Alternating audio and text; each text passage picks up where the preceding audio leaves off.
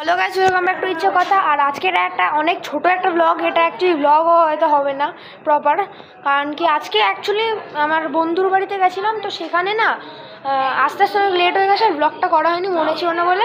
এবার আমি তোমাদেরকে পুরো প্যান্ডেলটা দেখিয়ে দিই। এখান থেকে হচ্ছে শুরু হচ্ছে প্যান্ডেলটা, মানে প্যান্ডেল বলতে ভেতরটা চারিদিকে এরকম সাজানো হচ্ছে।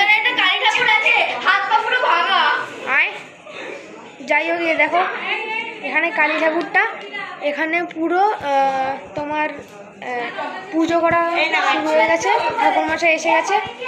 আর এই দেখো এখানটাতে, এটাতে রিয়েল পুজো, এটা পুজোটা হচ্ছে, আর এটা এমনি শোয়ের জন্য।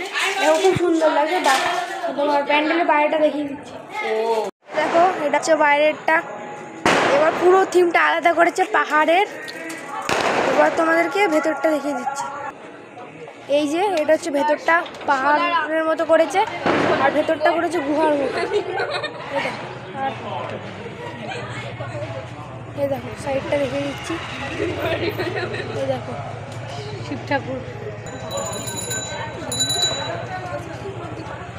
বাড়ি যাবো, বাড়ি গিয়ে ফ্রেশ হবো। আর এখানে আমার অনেক বন্ধুরা আছে, তো বন্ধুর সাথে একটু কথা বলবো। আর ক্যামেরার কোয়ালিটিটা জানি না কেন খুব খারাপ লাগছে, কারণ কি হট করে আবছা আসছে। দেখো খুব সুন্দর লাগছে।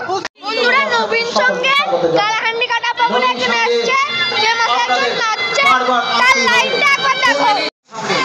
20তম বর্ষে নবীন